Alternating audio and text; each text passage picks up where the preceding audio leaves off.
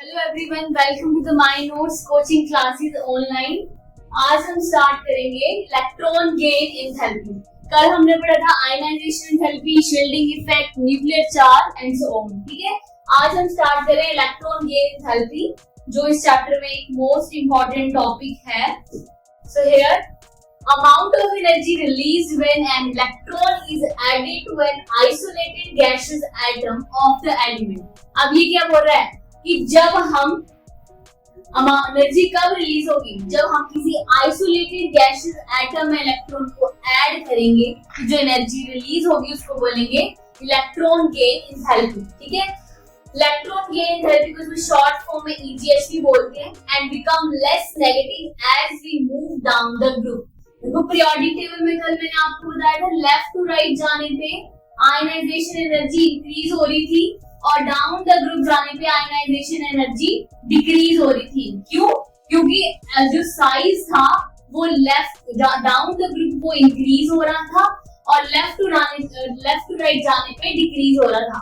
तो जैसे ionization enthalpy में हो रहा था, same as it is electron gain enthalpy में भी यही होगा कि लेफ्ट टू राइट जाने पे इलेक्ट्रॉन गेन एंथैल्पी में यहाँ लिख देते हैं EGH करके, ये इंक्रीज होगी due to decrease in size. यही लिखा है, it become more and more negative from left to right, यानी बढ़ तो रही होगी और नेगेटिव में। ठीक है, अब एक क्वेश्चन आता है एग्जाम में कि why electron gain enthalpy of fluorine is less than chlorine, या दूसरा क्वेश्चन ऐसे भी अराइज होता है कि why electron gain enthalpy of chlorine is more than that of fluorine.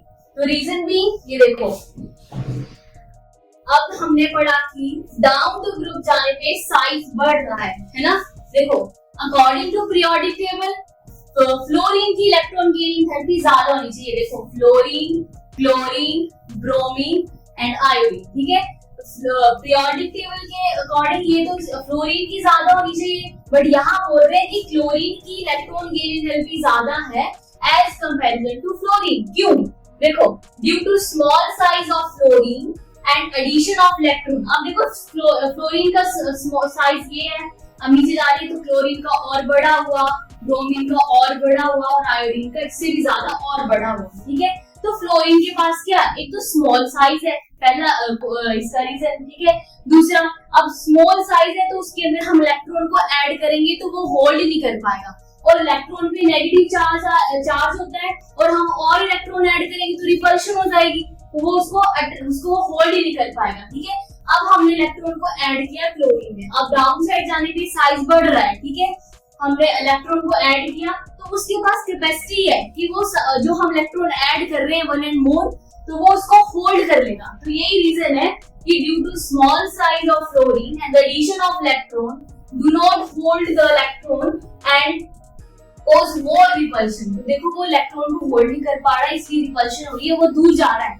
Repel मतलब क्या होता है, पीछे हटना। ठीक है, और अगर अपोजिट चार्जेस होते हैं तो वो चीजें अट्रैक्ट होती हैं।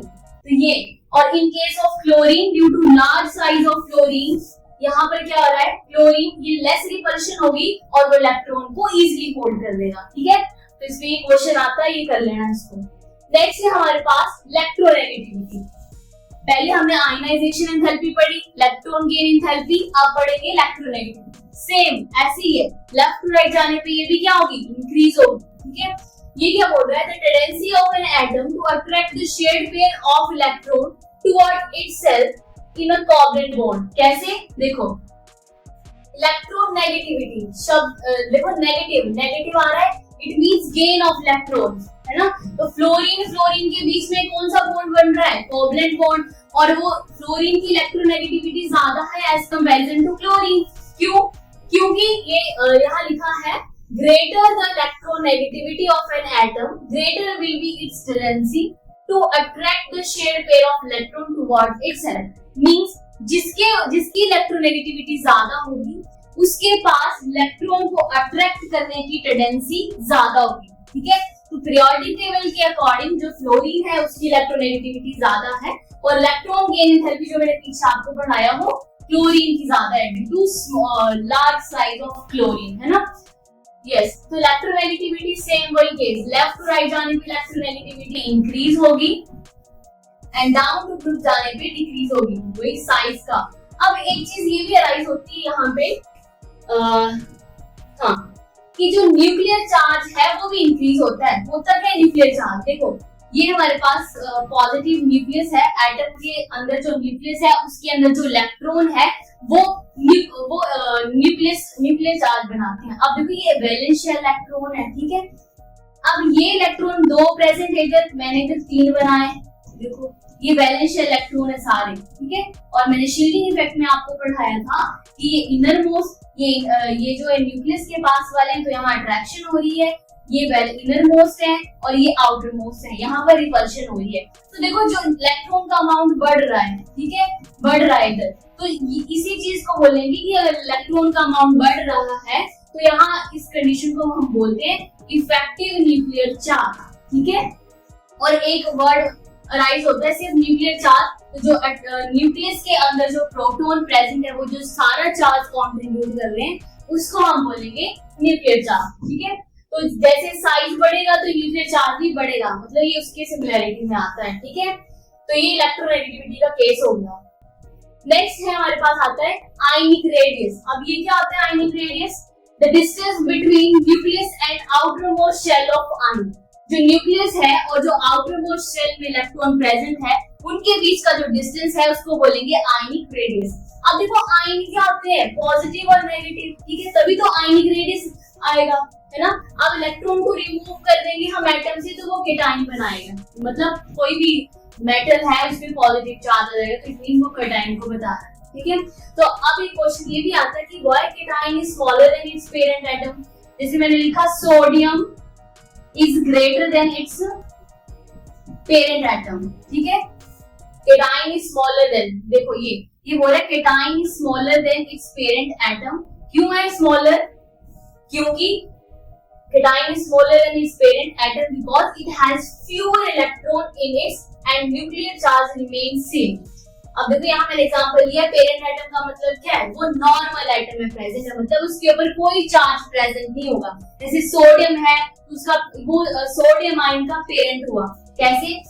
जैसे मैंने लिखा सोडियम लिखा और सोडियम पॉजिटिव लिखा, तो ये आयन में आ रहा है और ये नॉर्मल इसका पेरेंट है, मतलब ये इसके ऊपर कोई चार्ज प्रेजेंट नहीं है। तो ये बोल रहा है कि केटाइन क्यों स्मॉलर है, ये क्यों स्मॉलर है इससे, मतलब कि ये बड़ा है पेरेंट एटम से ये केटाइन, क्योंकि एक तो इसने इलेक्ट्रॉन लूज किया तो पॉजिटिव चार्ज आया, है ना, और न्यूक्लियर चार्ज जो है वो सेम ही दे रहा है, ठीक है। तो ये बस इसका इतना सा रीजन है कि इलेक्ट्रॉन एक तो निकाल रहे हैं हम तो फ्यूअर इलेक्ट्रॉन हो रहे हैं और न्यूक्लियर चार्ज सेम रहेगा, तो उसमें तब वो केटाइन जो है उसके पेरेंट एटम से स्मॉलर होगा। दूसरा मैंने एग्जांपल मैग्नीशियम का लिया है और ये बताया कि जितने जितने इलेक्ट्रॉन हम रिमूव करते जाएंगे वो आयन उतना ही स्मॉलर हो जाएगा। तो देखो मैग्नीशियम पेरेंट एटम है, 1 इलेक्ट्रॉन लूज किया तो Mg पॉजिटिव, 2 इलेक्ट्रॉन लूज किए तो Mg2 पॉजिटिव। ऐसे आपको आगे एग्जांपल याद करना है, ठीक है। तो इस पे ये क्वेश्चन भी आता है।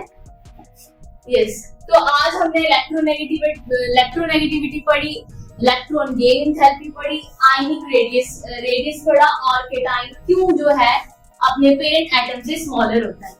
So thank you. अगर आपको मेरा ये लेक्चर पसंद आया हो तो आप मेरे चैनल को subscribe as well as share and like करें। Thank you.